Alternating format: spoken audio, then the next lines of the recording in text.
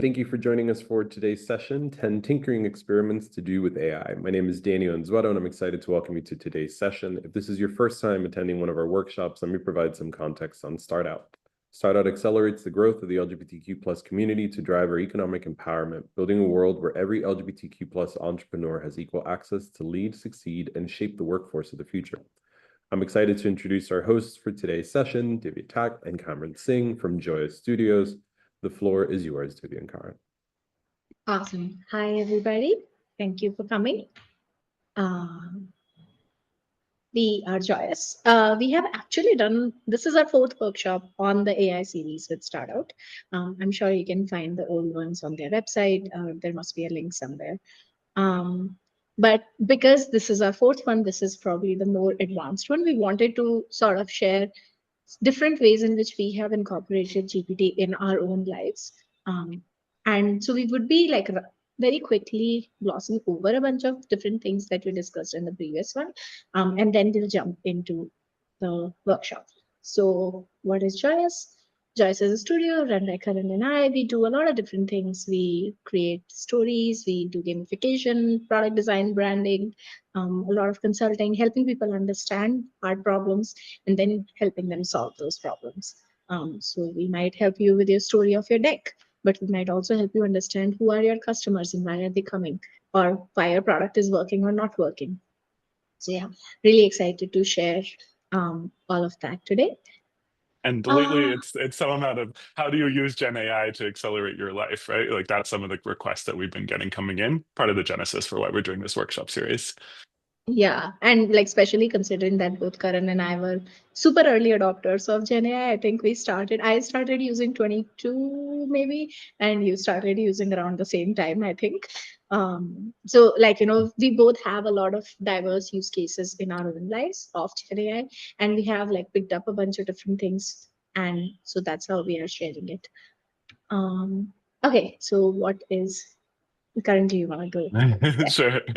Yeah. So this is the quick recap of what we talked about in the last, I guess, 3 workshops. But right, what is an LLM?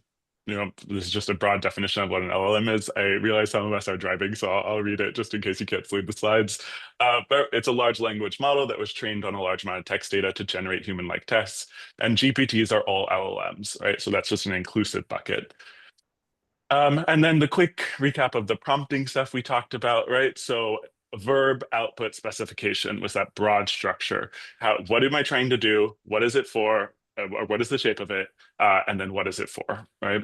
And here's a couple of different examples of it. But here's, as you're starting to take that forward, and so we've given you that basic structure, what are the qualifiers that you can bring in order to add more to that specification? So, not just can you write me a poem, but can you write me a short poem, right? Or can you write me a 300-word book report? This is how you can use your prompting to get the types of response, the types of outputs that you're looking for. And this also ties back to the more you have an understanding. If you can think about, like, if you have worked with designers or marketers or anybody who takes a brief, the clearer your brief is, the better the final output will be. So the more internally you have asked yourself, okay, what am I trying to do? Why am I trying to do this? Why do I need this? You would have these contextual questions, answers, and sharing that with GPT is really powerful. So for example, if you say that, like, can you find me a musician similar to Billie Eilish? Good question. But if I also say, I want to make a playlist for my partner who really enjoys her music and we will slow dance to the music. Now it was given 2 bits of information. My partner really likes Billie Eilish and we want to slow dance. And that gives GPT much more information than just can you find musicians similar to Billie Eilish. The more specific you get with your query in GPT, the better the final responses are going to be. Similarly, like, and this is a live actual prompt that I just copied from a conversation I had with GPT when I was helping a friend with his website. So I'm helping a friend build a website. What am I trying to do? First context. He's a developer, but he wants to be seen as a thinker, builder, and innovator. The second piece of context. He has worked on many interesting things. And I was thinking if I could start with some inspiration. Now, all of these different pieces give GPT directions of what I want to do, where I want to go. So can you suggest some good creative people whose websites I can use as inspiration? That is in itself, that would be enough of a prompt, but giving it all of that previous context gives it much more detail about, oh, who is it for? What direction should it search in? What kind of ideas would feel quote unquote interesting in this case? And yeah. And something we talked a lot about in our last workshop, but right, GPT is always inferring different things. So it's inferring a tone and inferring what kind of content would be appropriate for your response based on that tone. So Divya, in that prompt, she said it would be cool. She said interesting things. So this is letting it understand, it's not going to show you, oh, the most efficient website as an inspiration. It's trying to infer what it is that you're looking for and what's going to match. So using that kind of free form language is something that we do recommend. It lets you kind of put out more content that it can use to infer the right kind of output. And the next thing is, go ahead. Sure.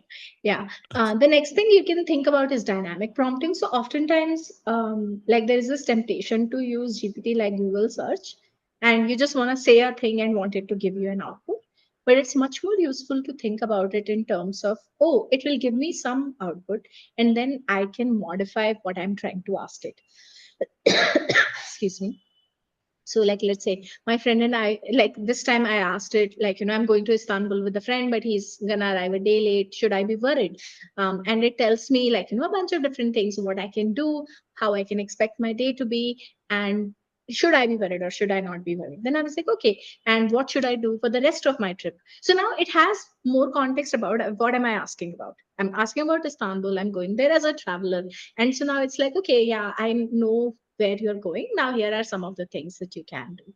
And this is a small example of dynamic prompting, but you could do like, these can be really long conversations. These can be really detailed conversations. So if you ask it, oh, write me email about getting accepted into this thing. Sure. Like, it writes you something, but then you tell it like, no, make the tone a little softer, make it sound like this, make it sound like that. This person doesn't like XYZ. And it can keep adding those details more and more. And then something that usually comes up, but we would just remind you, always treat GPT's responses as you would from a friend who seems knowledgeable, but it's a friend who seems knowledgeable, right? Sometimes they make mistakes, sometimes they're giving you their opinion, right? And their opinion may or may not vibe with your opinion. So look at it that way, right? Like this is from a knowledgeable friend. It's not something that you're going to look at as fact. It's an opinion from a knowledgeable friend.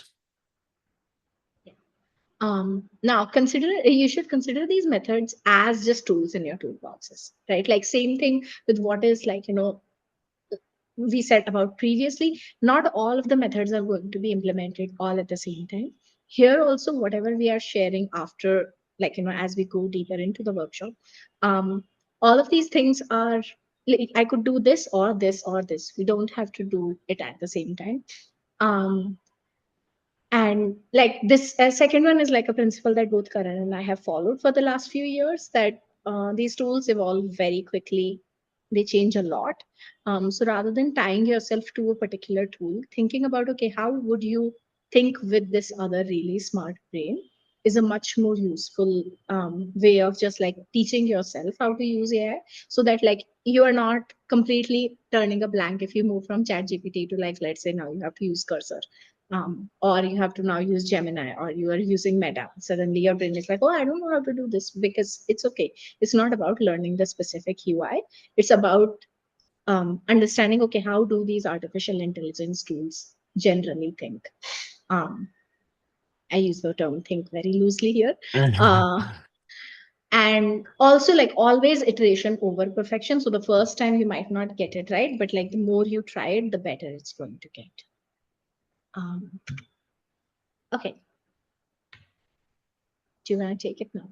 Absolutely. Yeah. So the things that we're talking about today are once you've gotten a handle on those early things, right? You understand how to do a little bit of prompting, you have reasonable expectations of what you can get from AI, and you have a sense of how I'm going to take that forward, right? You're using some qualifiers, you're thinking about how to kind of do a multi-shot or chain of chain of thought reasoning versus just one shot, as we talked about last time.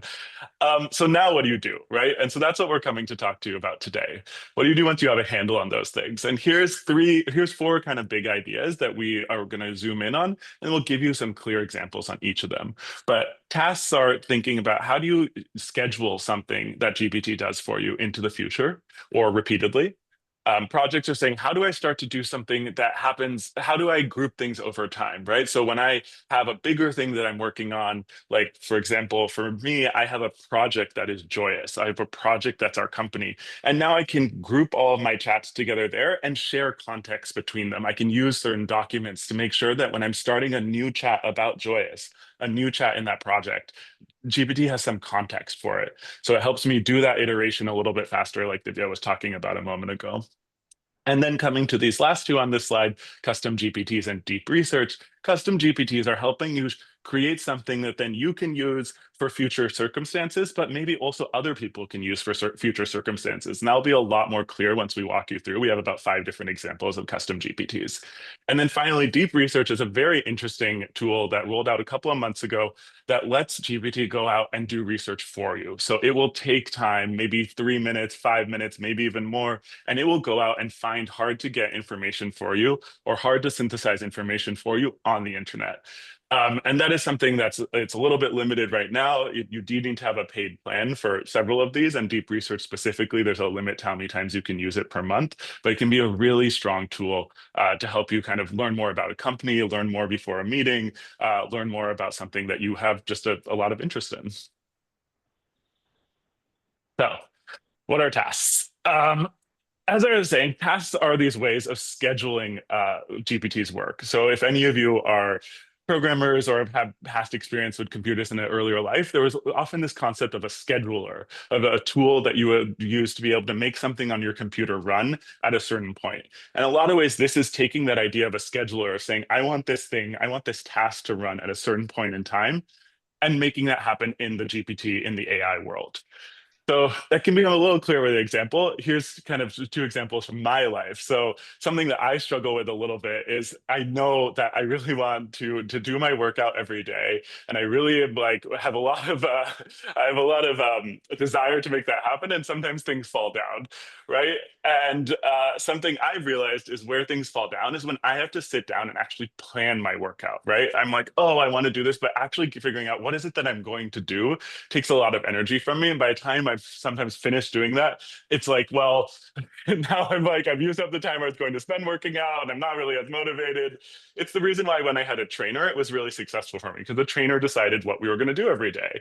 Well, what I've asked GPT to do is I've asked it to send me every morning a workout, and I've told it what my schedule is otherwise, right? I do yoga certain days of the week. I'm learning classical dance. I do that certain days of the week. So it knows I have these things. And based on that, it's going and it sends me a workout every day. Now I respond to it and tell it what I did. And so the next day it's updated that, right? So today it sent me a workout that it's like, you should focus on doing some some lower body work because you've been doing a lot of upper body work already this week, right? It's just nice. I don't have to spend my energy and my time thinking about it. I can use GPT to kind of enforce that discipline for myself for those moments where I don't feel as strong. And for me, I know that I usually have a point in the middle of my day, right around after lunch, around 3 or 4 o'clock, where I like to go and work out. So it sends me that message at 3 o'clock and says, here's your workout for the day. And this is what I found works well for me. On the left side of this slide, you can see this other thing. So what I had, again, this is something I just know about myself, but when I was running Vidya Next, which was this education technology company that I was CEO of in India, I had my assistant, Suryash, and Suryash and I would speak every day in the car on the way to work and every day in the car on the way home, right? I would just talk to him on the phone. I would talk to him about what is the things I need to do that day and what happened today, just because I know, again, I know myself, and I know I tend to forget some of these things as time passes, because a lot of stuff would come up in my day. But having that little bit of a routine and having someone to talk to it with made me much more likely than to just say, oh, I'm going to write it on my to-do list. It was just like I never got around to it. Like I kept meaning to, but having someone who asked me made all the difference. So I set up the same thing. GPT asks me every day and says, what work did you do for Joyous today? And then in the morning, it sends me a message saying, hey, this is what we did yesterday, or this is what we did recently. This is what you might need to work on today. So it just keeps track of my work the way my assistant did, right? So in both of these places, I've taken something that was already externally for me, right? Before it was my trainer, before it was my assistant. And now I've said that external thing can actually be done via AI. And the way I'm making that happen consistently is by using tasks. So switching gears a little bit, the other thing I use tasks for is to kind of put me in a certain mindset, right? And the thing that I'm again doing is I have an interest in poetry. I'm doing a master's in fine arts in poetry right now, and it's a place where I'm trying to grow more because as I've been as I've been meeting my classmates and learning, I've realized I spent the last 10 years of my life like really in business, and other people have spent the last 10 years of their life really in poetry. So my understanding of contemporary poetry and my understanding of what's happening today has nowhere near the depth of some of my classmates. So I asked it, I said, every day, can you send me two authors, an author from a note that I probably know and an author I probably don't know?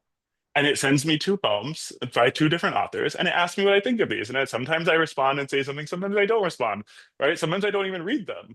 But what it does is it gives me some control over the day, right? Instead of just opening up Instagram and being kind of blown by, feeling rage because of what things have unfolded in our country overnight, I'm able to kind of say, I have a little bit more control over what I want to feel. I want to feel that I'm reading some poems about community, about growth, about like hope. And those are what I want to receive every morning at 7 a.m. So that when I look at my phone, it sends me an email in my inbox saying, oh, your poems are here. And when I open ChatGPT, I have a message waiting for me, which is with those poems. So for me, it's poetry, but for other people, it could be you're getting a joke, you're getting, a cheer, it's reminding you of a cheery memory or reminding you to do a little bit of meditation. But the notion of saying, hey, we can use AI to be a little bit more in control over what content we're getting. So it sets us up to be in the right mindset for what we want to do. Like a very small thing that you can think about is many of us know that we should gratitude journal, but we don't gratitude journal because it feels too tiring, or you might forget on one day, or you're like, oh, where is my notebook? It's somewhere else. I forgot about it. You could just ask GPT to ask you at the end of every day, whenever that is for you, to write three things that you were grateful about. Whatever you would write in your journal, you just ask GPT to send you that message. Again, it is driving that intentionality because now you have something that reminds you every day, oh, I can think about this and make that space. And because we already have texting as an ingrained behavior, it's not really trying to construct a new behavior, it is relying on an pre-existing behavior. So that's also a really powerful part of it. If there's any questions on tasks, please feel free to drop them into the chat or unmute and ask. We'll now kind of be moving on to the next section. But again, we can also answer questions at the end.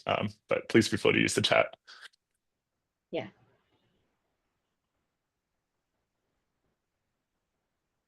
So coming to deep research.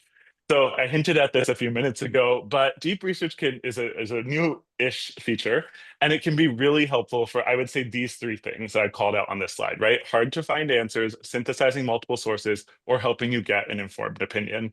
And I think this one will be really clear if when you see the example on the next slide. Yeah.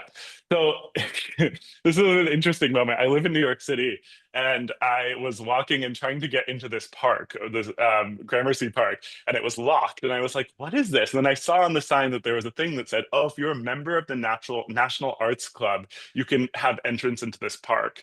And then I was like Googling, and of course, right, these kind of private clubs, you can never find how much it costs in order to actually become a member. So I spent a couple of minutes Googling. I was like, this is very frustrating. But I noticed that was right when deep research had rolled out. So I was like, let me give this a go. And so I asked it, I said, hey, how much would it cost for me to be a member of this National Arts Club? I'm currently a master's student and, I'm doing a poetry master's, right? So, and I'm married. And it asked me one clarifying question. Unfortunately, I didn't screenshot it, but some little clarifying question and said, okay, now I'm going to go off and do the research. And I did the research for about 5 minutes.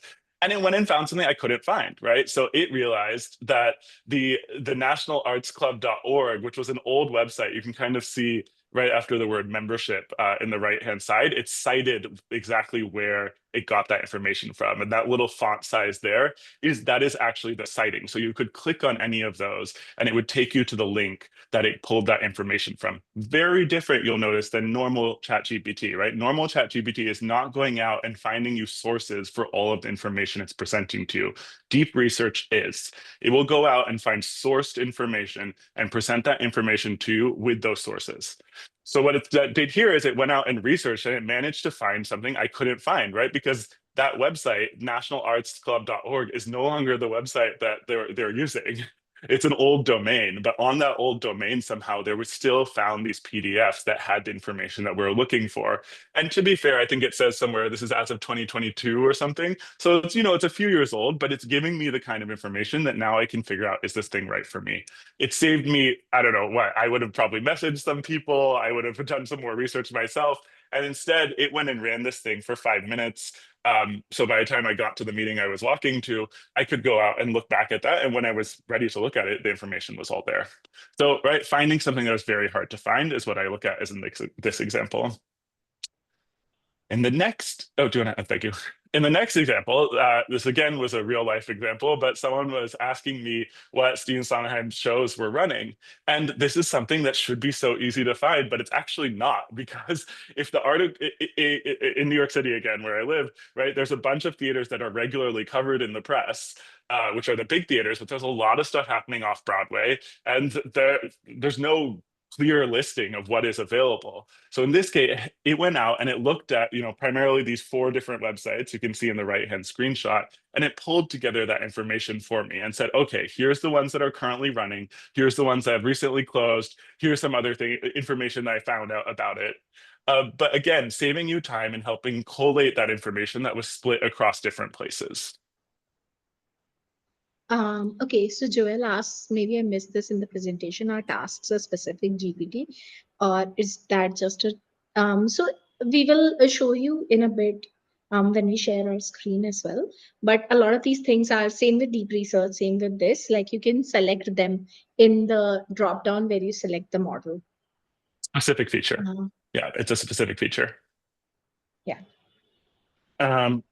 Cool. And then, yes, and I just saw Todd's message as well. Exactly, right? Deep research would be a great use case to find local artists in a similar area. The really nice thing about deep research is because it's fact checking everything, and there's a view, which we may or may not have time to show you guys, but there's a view when you click on, once it starts running and it tells you, like 5 minutes or whatever, if you click on that, it'll show you its thought process. And so it's really interesting. You can see where it finds something. And it's like, I'm not sure if this is true. I'm going to go out and make sure it's true. And so when you're looking for, say, local artists, one of the things that GPT generally would have trouble with is it would just find you artists that may or may not actually be local, right? They may have one time made a piece of work there once some years ago, and it just throws that back at you. But when you're using deep research, it's actually going to double check those validations. So deep research can be a great use case for something like finding local artists and galleries. Anyway, so again, third example here, and this was kind of an interesting thing I'm just figuring out for myself. But I had gotten recommended 2 different summits by 2 different people that I expected. One of them was actually Divya, who went to the first one on the top left, the BHX project. Someone else was a different colleague that I am doing some work with, who recommended this Common Ground Summit. And I was like, okay, like these things are expensive, right? They're a couple of $1,000s. It's also a big use of time. Like one of them's in Kauai, right? Like I was like, I want to understand a little bit more about which one is right for me. And again, here I have a little bit of an advantage because GPT knows a fair amount about me, right? One of the things that I don't need to worry so much about is how well it understands me. But that's something that you can always talk to it about before, right? You can ask it, just say, hey, GPT, what do you understand about me? And it will tell you what it understands about you, and you can reframe that. when you have that kind of shared understanding, it's really nice to be able to do something like what I did here, which is I gave it 2 links and I said, here's 2 summits I've been recommended. Which one do you think is right for me? And can you help me find other summits that might be interesting now that you understand that this is stuff I might be interested in? Right. So when goes out, puts together an evaluation of the different summits, and when it found other summits for me that I thought might also be interesting, right? It talks about Summit at Sea here. There's certain TED summits I thought might be interesting for me. And then it called out and said, okay, if you want to grow in these ways, we think this type of thing might be useful for you. Again, gone out, done a lot of research, come back and giving an informed opinion. So very useful place where you want someone to have an informed opinion, or you're looking for an informed opinion on something and you're having trouble trying to get it. Again, deep research can be a great way to go out, grab that information, say, I need an opinion about this. Is this right for me? Is this the right thing? And it'll come back and be able to give you an opinion on that.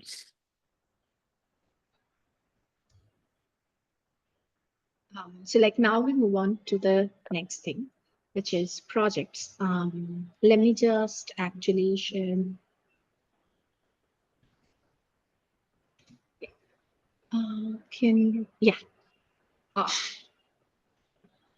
Okay, so projects is something that I use very extensively because it is something that I run too many parallel things in my head, too many parallel projects, and I always find it useful for just bundling together things.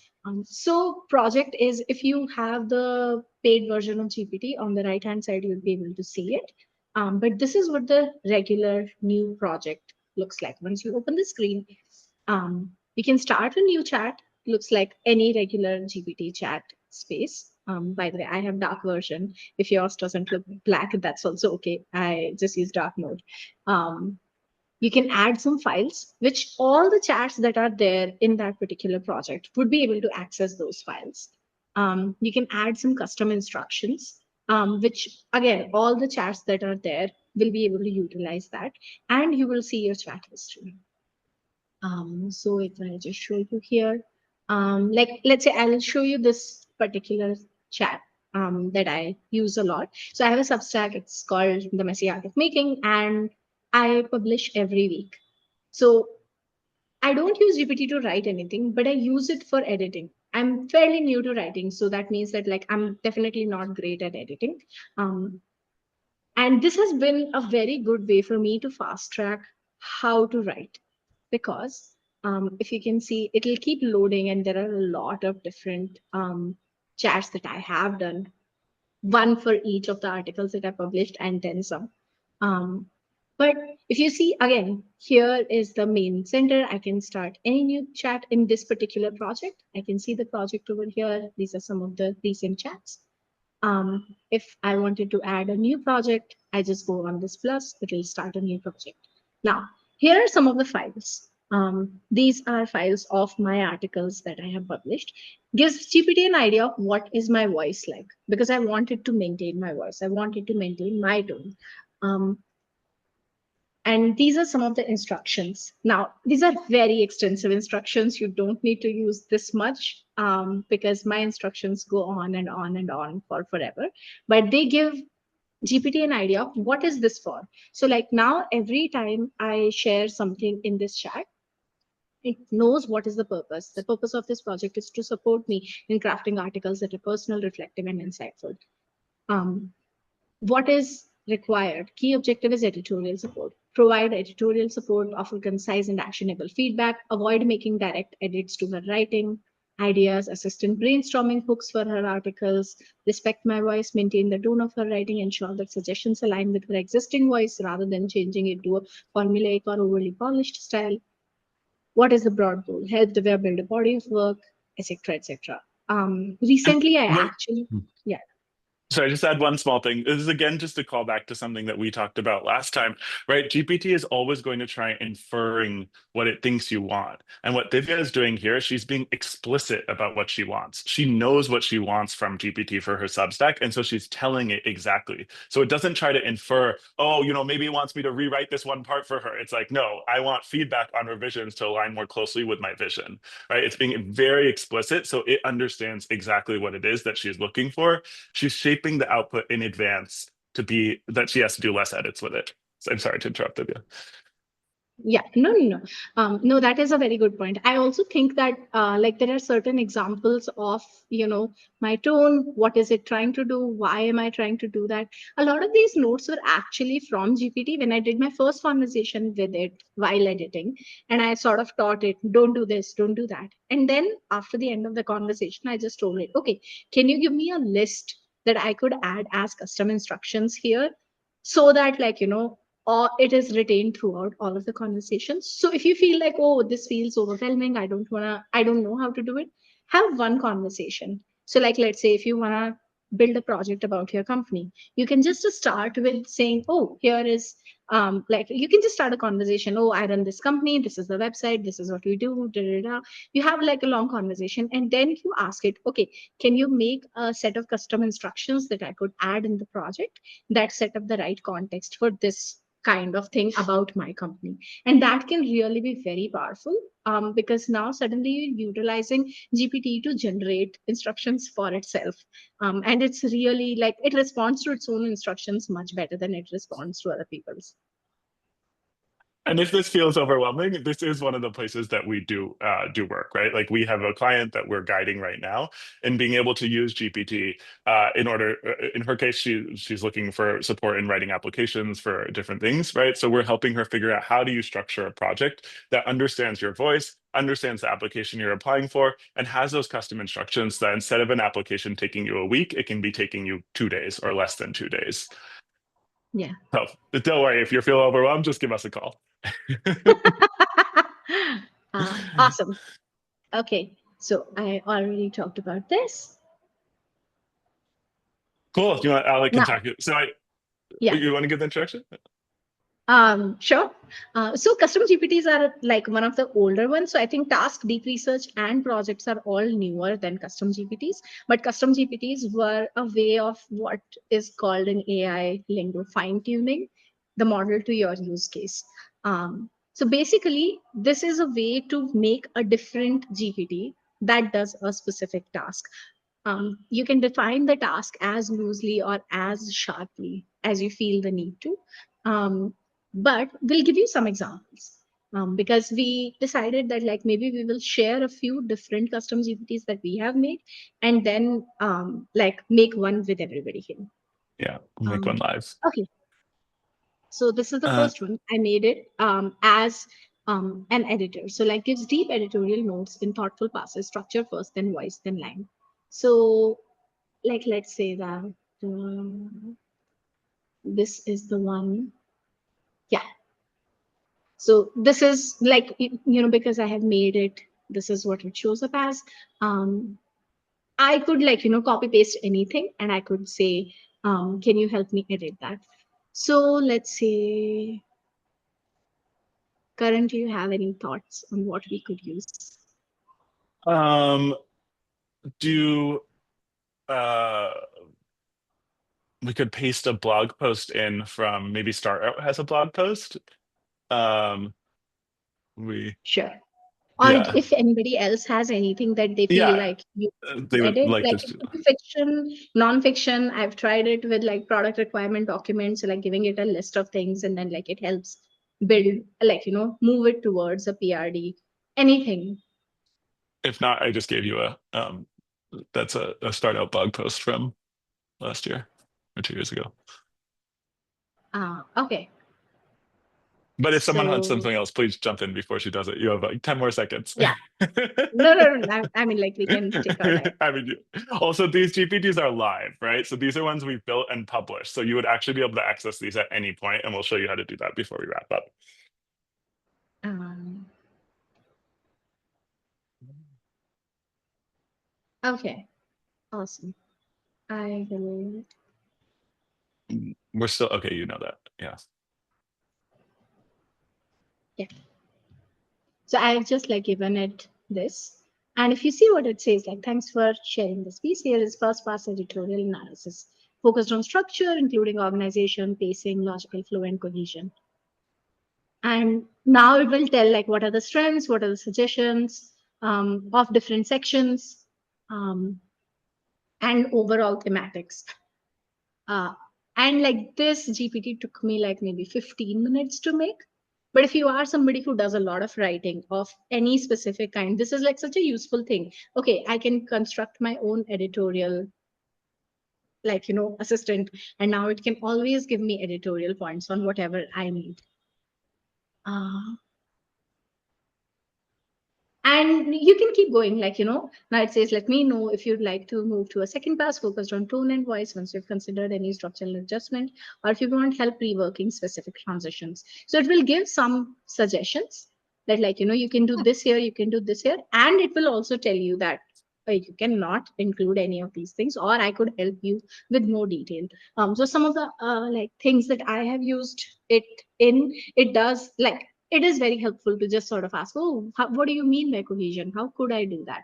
Where are these points of thematic redundancy? And then it will, like, point out, and it will suggest what are other ways of incorporating it.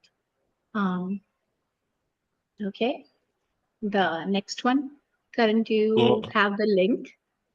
I do. I was gonna see if I could share also, but I don't know if it's gonna let me. Okay. Oh, it is gonna let me. Cool. Um, okay. I So could whatever. stop share. Maybe stop sharing for a second. I don't know if everyone can see both at the same time. Yeah. Okay, cool. So this is a GPT that I wrote, and this was something that I kept encountering, right? So as I've been going into deeper into poetry, people are like talking about lineages and talking about how you write from certain lineages, right? And it was just not a thing that I had really ever encountered before. Whereas like I don't really understand. I mean, I figured it out, right? Like basically it's talking about like what kinds of authors are you writing in the style of, or you're continuing the themes of, or whatnot.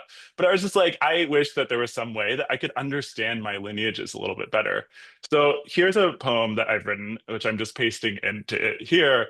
And you'll notice that it's giving us some feedback, right? It's just a little recap of the poem. What is the poem? It begins with physics, it goes metaphysical, it uses structure as a content. The poem moves like gravity. So it's giving us this little thing. And now it's going section by section. And it's telling me, okay, these are different things that I talk about. And these are different authors who talk about them and where they talk about them, right?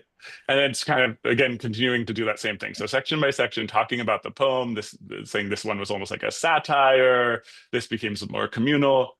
And then as we come down and right, continuing to call out different authors that it's like, oh, your work is kind of reminiscent of this.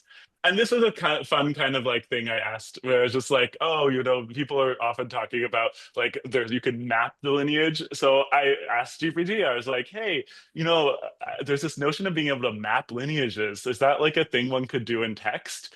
And I was like, why not?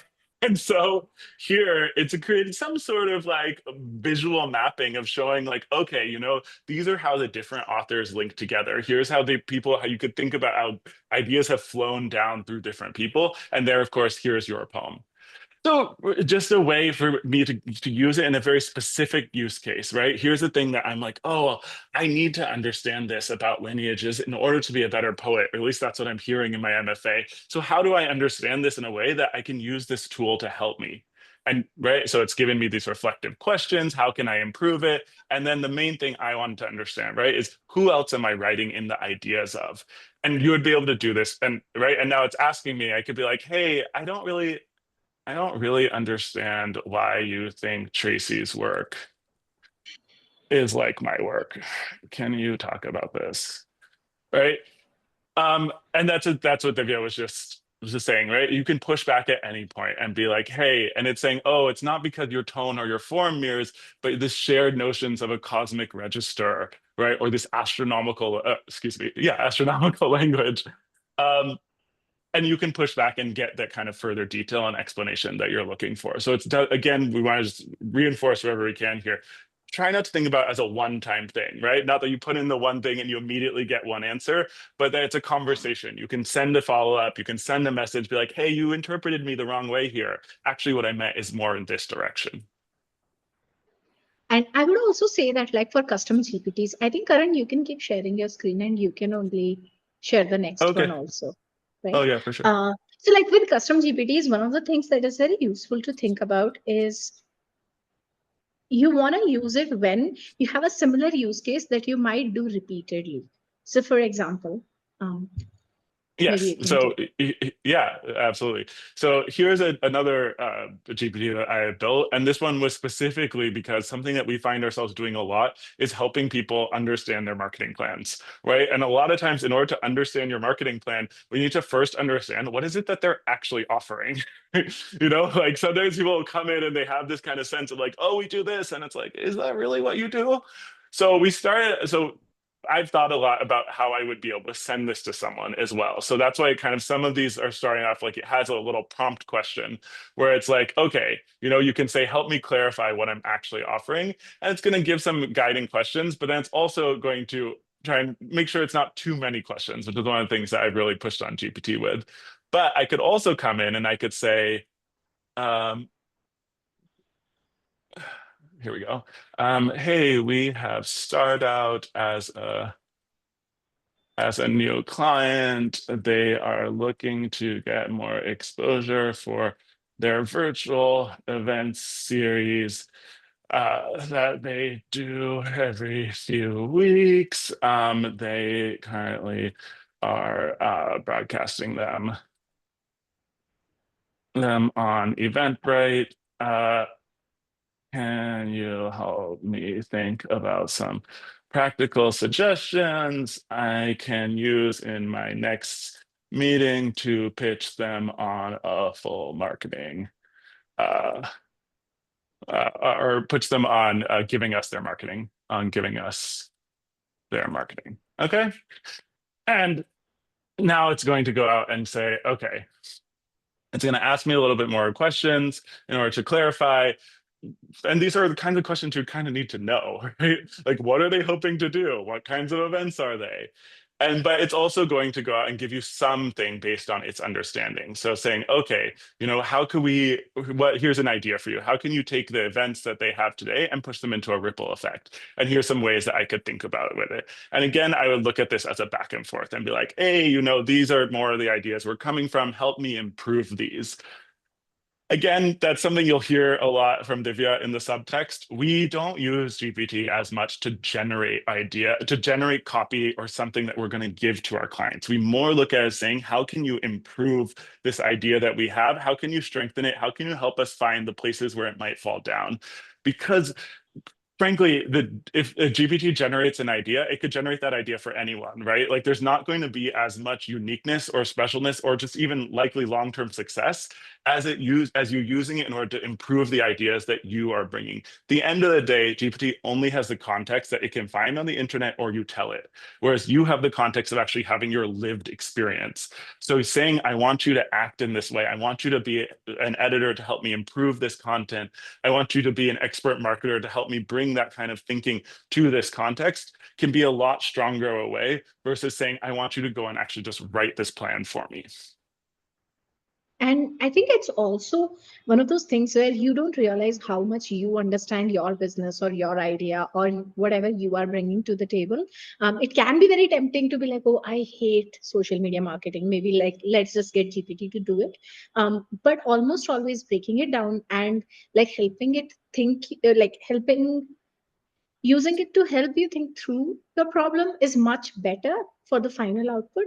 Also, another way to think about using GPT of custom variety or the usual variety is that it's better at it's very average at many things. So most of us are good at some things and we are below average at other things.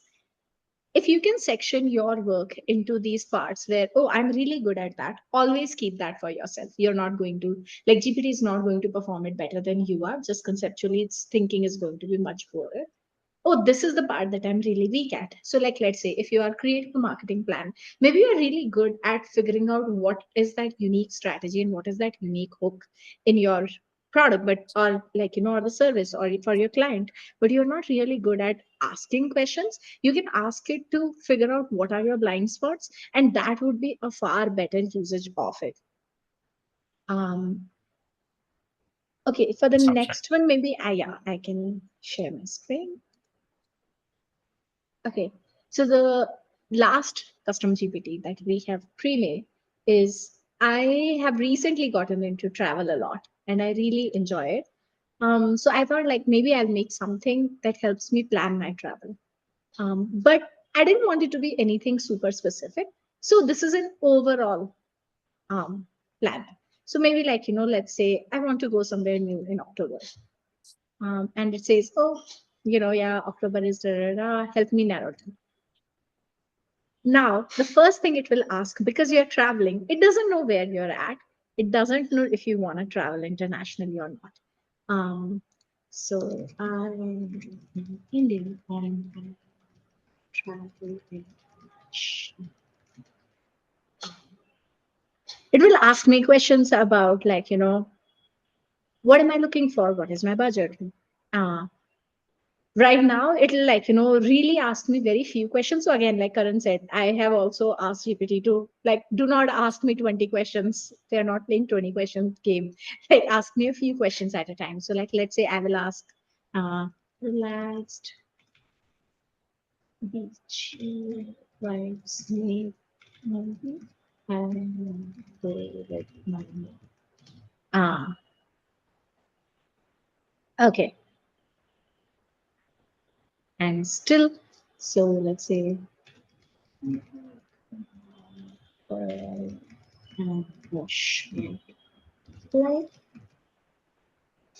for 4 days. And now hopefully it will start suggesting. So it's like, okay, where can you go? You can go to Sri Lanka, you can go to Thailand, you can go to Maldives. So like again, all of these flights are like really, really close. And then it will start asking me for more deeper questions like, do you want places to stay, visa tips? So like for this specific one, if I tell it, oh, I think like, I would be able to find good Airbnbs in a particular area, it will then tell me which areas to look. Like, so let's say if I tell it, oh, I want to go to Maldives and maybe I want to look for an Airbnb, it will actually tell me what area in Maldives might be a good match for me. Like, again, is it easy for me to get e-visa? I could actually start with, hey, I want to go travel internationally from India, but I don't want a visa hassle. Then it will start narrowing down, okay, where can I travel just with the Indian passport? That might not be a problem for somebody holding an American passport, but it is definitely a problem for somebody holding an Indian passport. Um, okay, so that sort of takes care of all of the pre-made ones. But we were thinking that maybe what we could do is another one that we could make is create a meeting preparer. Um, and before we go into that, I remember somebody had asked about where do you change the model. So if I go here, this is like a new chat. If I drop down, GPT 4.0 is the default when you have paid.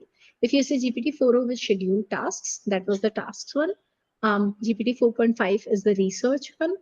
Um, you can also select deep research. And as you can see, 9 available until the next month, get detailed insights on any topic.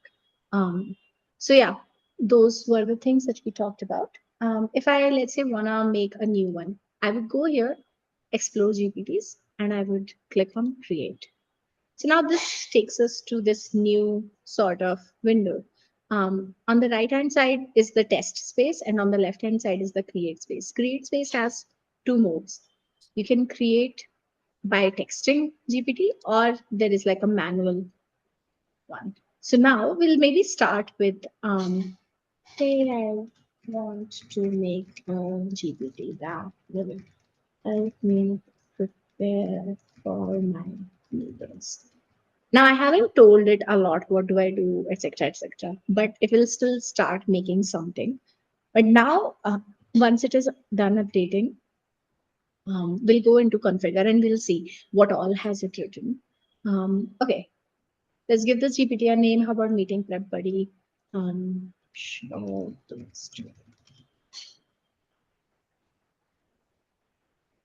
and now it will like generate a profile photo for it. But if You you can see, click the config. Go ahead. yeah, but if you see here, it has already said in the preview itself. Meeting prep buddy helps you prep, plan, and stay sharp for any meeting. Help me draft what questions, summarize the key point. How should I follow up? So it has already figured out just from that one sentence that I said, because it understands what preparing from meeting preparing for a meeting means in the general context. It has come up with certain things.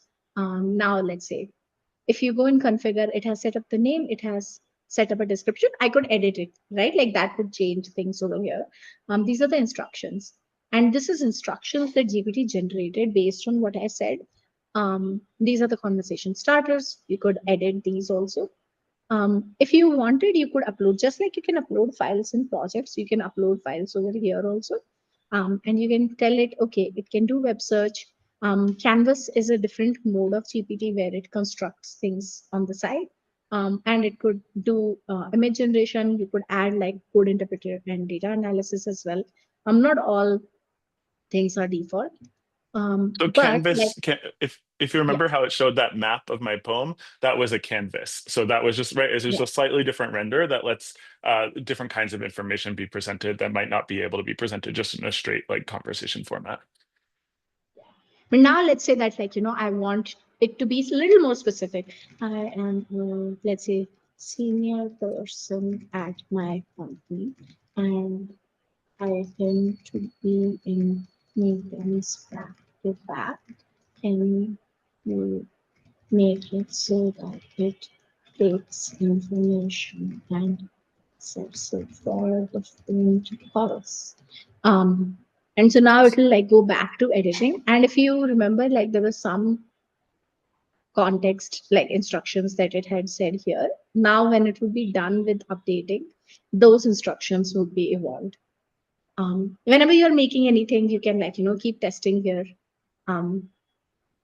If you see, it has changed a lot of things, like help senior leaders prep fast for back-to-back meetings. Here are my notes for 3 meetings today, summarize, right? Like it has now suddenly changed everything about it. Let's change the instruction set also is designed to help the user, a senior professional with packed meeting schedule, prepare efficiently for back-to-back meetings. So now it has those meeting things, and it'll keep, the more you add context here, the more sharper it will get for this. But yeah, you can make any sort of GPT with this. Whatever you can imagine, the more you have conversations, the better it will get. Yeah, and because you can make it for other people, it means that you can make it for perhaps, let's say that you're a PM and you really struggle with getting people to do their check-ins every day, right? Well, you could make a GPT that people can go in and check in with that, and then it gives them back the thing that they just go and copy paste and send into their Slack message or something. So you can look and say, oh, in our company, I know we struggle. So, or here's another example to kind of stay with this meeting prep idea. Well, maybe in your company you struggle because there's a lot of silos, and that people will kind of restrict kind of sharing their information about clients, even when other people in the company are trying to work with those same businesses or those same clients.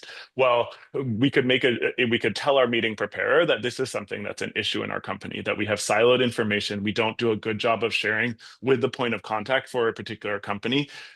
Please make sure that in the way that you engage with your clients, you remind them and suggest to them ways that they can get the information from within the full company. And then it will go back, and as part of the dialogue that the custom GPT will have with the user, it will push them on saying, look in your company to figure out where siloed information may exist. So the more you can do to try and take the circumstances of what you're actually dealing with and share that with the GPT, the more accurate it will be in being able to actually help you solve the circumstance that you're dealing with. Yeah. Okay, so that concludes our experiments, small things that we have done using GPT and how it has changed how we do everyday things from work to life. This is us. Like we said, that what you can do next is book a workshop with us if you'd like. We do this for individuals, for teams, helping you sort of figure out how to think with GPT, not just use it as a space to outsource things, because like we said earlier also, output that it comes up with sometimes tends to be very fairly mediocre. But yeah, if anybody has any questions, we would love to take questions.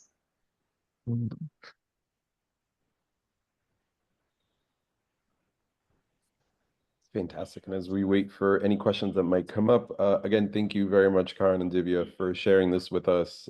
It's been fantastic working with you all.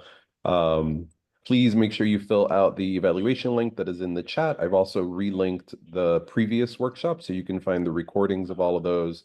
And I am excited to hear that they are going to come back for another 3-part series. So more to come on that.